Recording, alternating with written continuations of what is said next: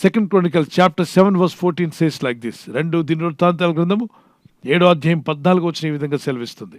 నా పేరు పెట్టబడిన నా జనులు తమను తాము తగ్గించుకొని ప్రార్థన చేసి నన్ను వెదకి తమ చెడు మార్గములను విడిచిన ఎడల ఆకాశం నుండి నేను వారి ప్రార్థన విని వారి పాపమును క్షమించి వారి దేశమును స్వస్థపరచెదను.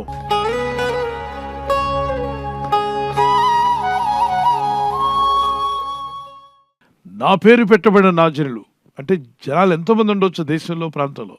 కానీ ప్రభు యొక్క పేరులో పిలువబడుతున్న నీవు, నేను, క్రీస్తునందు విశ్వాసం ఉంచిన దేవుని పిల్లలారా మనమంతా కూడా కలిసి ఆయన పేరులో పిలువబడుతున్నాం. మనం క్రైస్తవులు లేకపోతే క్రీస్తు వారు, followers of Jesus, they are Christians, they follow Jesus అని పిలువబడుతున్నాం. మనం ఆయన పేరు పెట్టబడిన జనులుగా ఉంటున్నాం.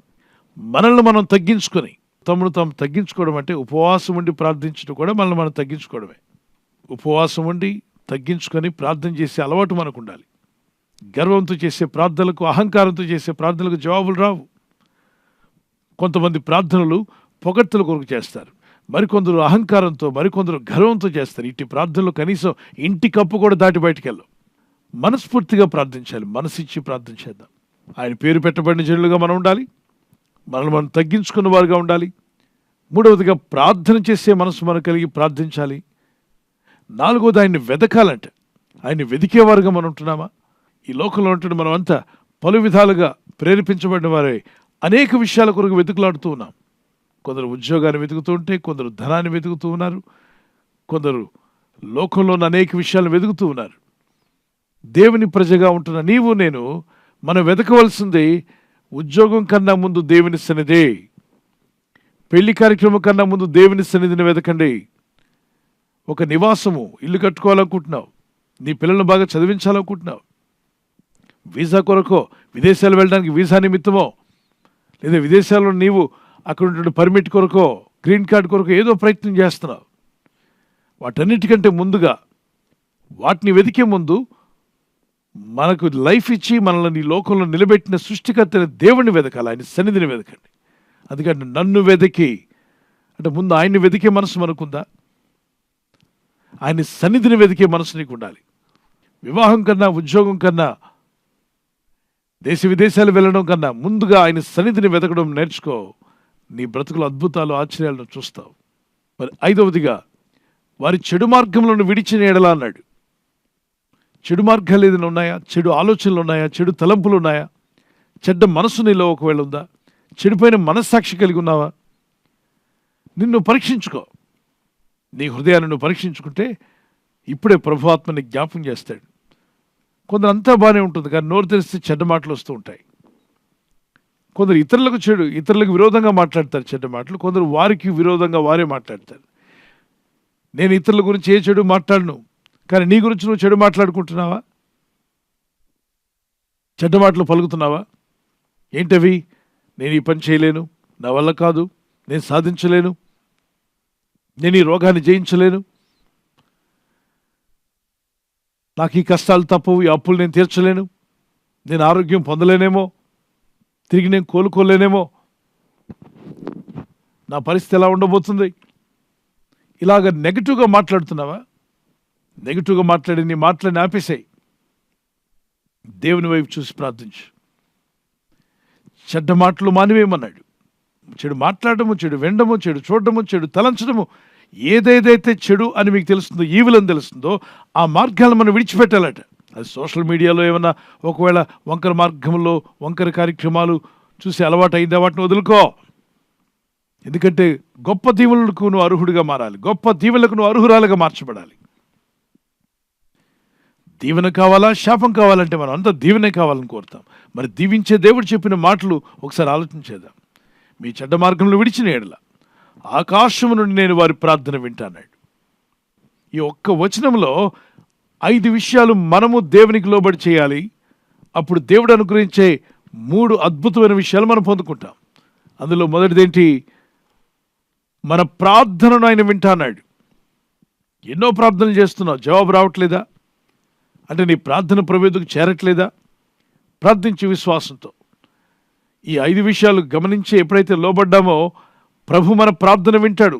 నీ కొరకు నువ్వు చేసే ప్రార్థన, నీ ఇంటి కొరకు చేస్తున్న ప్రార్థనలు, యవనస్తులైతే మీ చదువుల్లో, మీ భవిష్యత్తు గురించి, మీ బ్రైట్ ఫ్యూచర్ కొరకు మీరు చేస్తున్న ప్రార్థనలు, మీ ఉద్యోగాల నిమిత్తం, మీ వివాహాల నిమిత్తం, పెద్దలైతే మరి మీ పిల్లల కొరకు మీరు చేసే ప్రార్థనలు, మీరు కట్టుకునే నివాసం నిమిత్తమో, స్థలాలు అమ్మే విషయమో, కొనే విషయమో, వ్యాపారం జరిగించే విషయమో, ఎన్నో విషయాల కొరకు మనం ప్రార్థన చేస్తున్నాం. స్వస్థత కొరకు, విడుదల కొరకు, అనేకులు రక్షించబడాలి, నీ ఇంటివారు నీ రక్త సంబంధ రక్షణలోకి రావాలి. నీ ప్రార్థన ప్రభు వింటాడు. దేవుడు మన ప్రార్థన వినడమే కాదు పిల్లరా, మన పాపాలు క్షమిస్తా అన్నాడు. అది రెండవది. పాపాలు క్షమించబడకపోతే ఏమవుతుంది? మీకును నాకును మధ్య మీ పాపములు గోడవలే కట్టబడి ఉన్నాయి. యెషయా 59:1-2 రక్షింపనేరకుండానట్లు యెహోవా హస్తము కురచ కాలేదు. అంటే దేవుడు తన చెయ్యి చాపలేకపోతున్నాడని నేను తాకడానికి, నేను రక్షించడానికి, విడిపించడానికి ఆయన చెయ్యి ఎంత దూరమైన చాపగలడు, ఎంత దూరంలో ఉన్న నిన్ను బాగు చేయగలడు. నిన్ను ప్రభు తన హస్తము చాపి తాకగలడు, దీవించగలడు. ఆయన అంటున్నాడు, రక్షింపనేరకుండానట్లు యెహోవా హస్తము కురచగలదు. నా చెయ్యం పొట్టయిపోలేదు, నేను తాకలేకపోతున్నాను అనుకుంటున్నావేమో. విననేరకుండానట్లు ఆయన చెవులు మందము కాలేదు. ఎన్నిసార్లు పిలిచినా వినకపోతే నీ చెవులు మందం, తోలు మందం అంటారే. ఇక్కడ అంటాడు, మీరు పిలిచినా ప్రార్థించినా నేను వింటలేదు అంటే నా చెవులు మందమయ్యే అని అనుకోవద్దు. మరి ఏంటి ప్రభువా, ఎందుకు జవాబు రావట్లేదు అంటున్నావా? ఆ కింద లైన్ చదువుదాం. మీ దోషములు మీకును మీ దేవునికి అడ్డముగా వచ్చును. అంటే ఏంటంట, మన దోషములు మన దేవునికి మనకి మధ్యలో అడ్డుగా నిలబడ్డాయంట. మనం చేసిన మాటలు, మనం పలికిన నెగటివ్ వర్డ్స్, చేసిన పాపక్రియలు, మనం పలికిన మాటలు కానీ ఆ చేష్టలు కానీ అవి దేవునికి మనకు మధ్యలో మన దోషంలో అడ్డుగా నిలబడ్డాయంట. అందుకే ప్రభు, మీ ప్రార్థన వింటాను, నేనిచ్చే దీవెనలు మీ మీద రాకుండా అడ్డుగా నిలబడి మీ పాపాలు క్షమిస్తాను, మీ పాపములు నేను తొలగిస్తానంటాడు. మీ ప్రార్థన నేను విని మీ పాపములు క్షమించి మీ దేశమును స్వస్థపరుస్తాను. దేశం అంటే ప్రజలు, దేశం అంటే మట్టి కాదోయ్, దేశం అంటే మనుషులు ఉన్నారు కదా, ఆ మనుషులైన మనల్ని స్వస్థపరుస్తా అంటే దేవుడు. మనం స్వస్థపడాలి, మనం బాగుపడాలి. ఒక స్వస్థ అంటే ఒక రోగికి మాత్రమే కాదు, మానసిక స్వస్థత, ఆత్మక స్వస్థత, అలాగే శరీరంలో అనారోగ్యంతో ఉన్న వారికి కూడా స్వస్థత. సో మనల్ని బాగు చేయవాడు, స్వస్థపరచువాడు, మేలు చేయవాడు, నీ బ్రతుకును నిలబెట్టాలని ప్రభు కోరుతున్నాడు. నిన్ను స్వస్థపరచాలని, నిన్ను బాగు చేయాలని, నీకు మేలు చేయాలని, నిన్ను బలపరచాలని, నిన్ను నిలబెట్టి వాడుకోవాలని, నిన్ను ఇంకనూ ముందుకు నడిపించాలని ప్రభు కోరుతున్నాడు. అందుకే ఈ మాటలకు లోబడదాం, ఈ వచనంలో ఉన్న సారాంశాన్ని అర్థం చేసుకుందాం. అఫ్కోర్స్ పాత నిబంధనలో భక్తులు వారు చేసినప్పటికీ నేడు అదే వాగ్దానం పట్టుకొని మనం కూడా ప్రార్థించి దేవుని దగ్గర మొరపెడదాం. ఆయన మనల్ని స్వస్థపరిచి బాగు చేసి నిలబెట్టబోతున్నాడు. నమ్మితే గట్టిగా దేవునికి స్తోత్రం చెప్పగలరా? మీ చేతులు ప్రభు వైపు ఎత్తి ప్రార్థన చేయండి, ప్రార్థన చేయండి, కళ్ళు మూసుకునండి. ప్రభు నీ సన్నిధిలో ప్రార్థన చేస్తున్నాం. అవును తండ్రి, నీ లేఖనంలో కొన్ని విషయాలు మేము నేర్చుకోగలిగాం. నీ పేరు పెట్టబడిన మేము అనేక మార్లు తగ్గించుకోకుండా, ప్రార్థన చేయకుండా, నీ సన్నిధిని వెతకకుండా పలుమార్లు తప్పిపోతూ వచ్చాం. క్షమించుమయ్యా, మన్నించండి ప్రభు. ఇదిగో నీ సన్నిధానంలో నీ ప్రజలందరూ కూడా నీ పేరు పెట్టబడి పిలువబడుతున్నప్పుడు, నువ్వు క్రైస్తవుడువా, నువ్వు క్రీస్తును వెంబడిస్తున్నావు అన్నప్పుడు సిగ్గుపడకుండా, yes I'm a follower of Jesus, Jesus Christ is my Lord and my saviour అని ధైర్యంగా చెప్పగలిగేటువంటి మనస్సాక్షి నీ ప్రజలకు దయచేయండి. నీ పేరులో మేము పిలువబడ్డం అది మాకు ధన్యత. నీ బిడ్డగా పిలువబడ్డాం, నీ ఫాలోవర్గా పిలువబడ్డాం, అది మాకు ధన్యత ప్రభు. మమ్మల్ని మేము తగ్గించుకోవడం మాకు నేర్పించండి. అహంకారం కానీ గర్వం కానీ ఉంటే తొలగించండి ఇప్పుడే.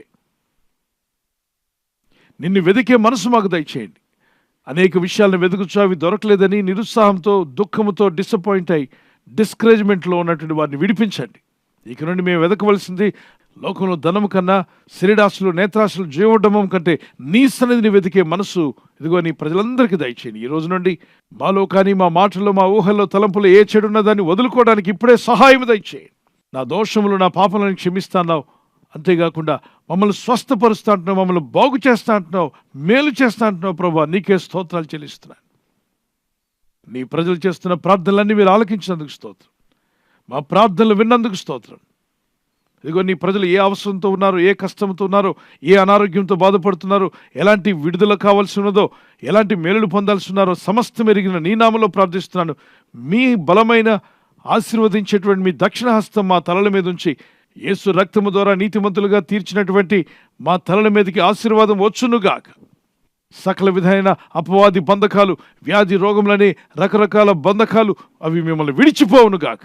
చీకటి సంబంధమైన మిమ్మల్ని కృంగదీస్తూ, మిమ్మల్ని ముందుకు పోనివ్వకుండా అడ్డగిస్తూ, మీరు వర్ధిల్లకుండా, మీరు ఫలించకుండా నానా విధాలుగా అడ్డగిస్తున్న సాతాను బంధకాలని తెగిపోవునుగాక యేసునామములో. వ్యాధులు, రోగాలు, బలహీనతలు, అనారోగ్యాలు మిమ్మల్ని, మీ కుటుంబాలను విడిచిపోవునుగాక.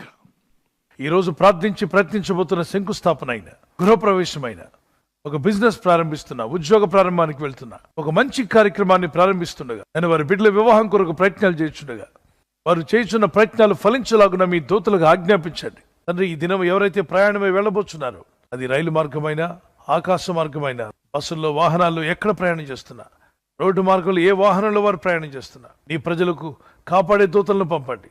ఉదయం బయలుదేరి సాయంకాలం ఇంటికి వచ్చేంత వరకు నీ కాపుదల, కాపాడే దూతల యొక్క సహాయము నీ ప్రజలకు దయచేయమని అడుగుచున్నాను. మిమ్మల్ని స్వస్థపరుస్తా అని చెప్పిన ఆ వాగ్దానం మా పట్ల నెరవేర్చున్నాను. యెహోవా రాఫా, థ్యాంక్ యూ ఫర్ హీలింగ్. ప్రతి శరీరము స్వస్థత నొందునుగాక, ప్రతి ఆత్మ ఉజ్జీవింపబడునుగాక, ప్రతి మనస్సుకు స్థిరమైన మనస్సు ప్రభు అనుగ్రహించునుగాక. యేసు ఉన్నత నామములో అడిగి వేడుకుంటున్నా మా పరలోకపు తండ్రి, ఆమేన్, ఆమేన్. ఈ వాగ్దానం పట్టుకొని మీరు ప్రార్థించండి. ప్రభు మీ ప్రార్థన విని మిమ్మల్ని క్షమించి, స్వస్థపరిచి, మిమ్మల్ని బలపరిచి, మేలులతో నింపి మీరు ఆయన సాక్షులుగా వాడబడాలని మా ప్రార్థన. God bless you.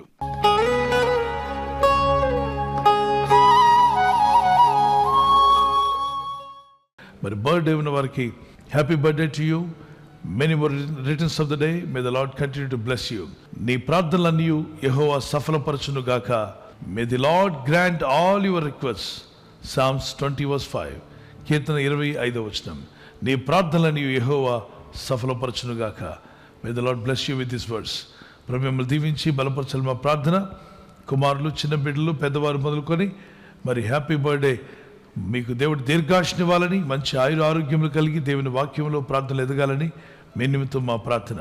మీ ఆత్మ వర్ధిల్లుచున్న ప్రకారము మీరు అన్ని విషయాల్లో సౌఖ్యంగా ఉంటూ, ఆరోగ్యంగా ఉంటూ వర్ధిల్లాలని మీ కొరకు ప్రార్థిస్తున్నాం. God bless you. Many more returns of the day. Wedding anniversary జరుపుకున్న వారికి we wish you all the best. Happy anniversary. Many more returns of the day. ప్రభు రాకడ ఆలస్యమైతే silver jubilee, golden jubilee, platinum కూడా జరుపుకునే కృప దేవుడు మీకు ఇచ్చునుగాక. యెహోవా తను ప్రేమించు వారందరినీ కాపాడును. కీర్తన 145:20. The lord watches over all who love him. ఆయన ప్రేమించు వారందరినీ ఆయన కాపాడువాడు. ఆయన ప్రేమిస్తూ ఉదయకాలం లేచి ఆయన ప్రార్థనలో ఉన్నారు కదా, ఆయన పాదసన్నిధిలో మీ ప్రేమను వ్యక్తపరిచారు. దేవుని కాపుదలు మీకు ఎల్లప్పుడూ యేసు నామములో ఉండును గాక. God bless you. భార్యాభర్తల మధ్యలో అనురాగము, ప్రేమ, ఐక్యత, దాంపత్య జీవితంలో దేవుని సహాయము, అలాగే ఒకరి పట్ల ఒకరు ప్రేమ కలిగి జీవించటకు దేవుని సహాయం మీకు కలుగును. భార్య భర్తకు లోబడాలి, భర్త భార్యను ప్రేమించాలి. ఈ 2 సింపుల్ వచనాలు మీరు పాటించగలిగితే మీ కుటుంబాలు అద్భుతంగా దేవుని ఆశీర్వాదాలతో నింపబడతారు. God bless you. ఈ ఛానల్ మీరు సబ్స్క్రైబ్ చేసుకోవడం వలన 2 పనులు జరుగుతున్నాయి. ఒకటి, సువార్త జరుగుతున్నది, ఆత్మలు రక్షించబడుతున్నాయి. రెండవది, పేదలకు, అనాథలకు ఈ ఛానల్ ద్వారా సహకారం అందించడం జరుగుతుంది. మనం సబ్స్క్రైబ్ చేసుకోవడం వలన అందరికీ సహాయం చేసిన వారమవుతున్నాం. ఖచ్చితంగా ఈ యూట్యూబ్ ఛానల్ ను సబ్స్క్రైబ్ చేసుకొని బెల్ బటన్ ను క్లిక్ చేయండి. మీకు వెంటనే మెసేజెస్ పంపబడతాయి.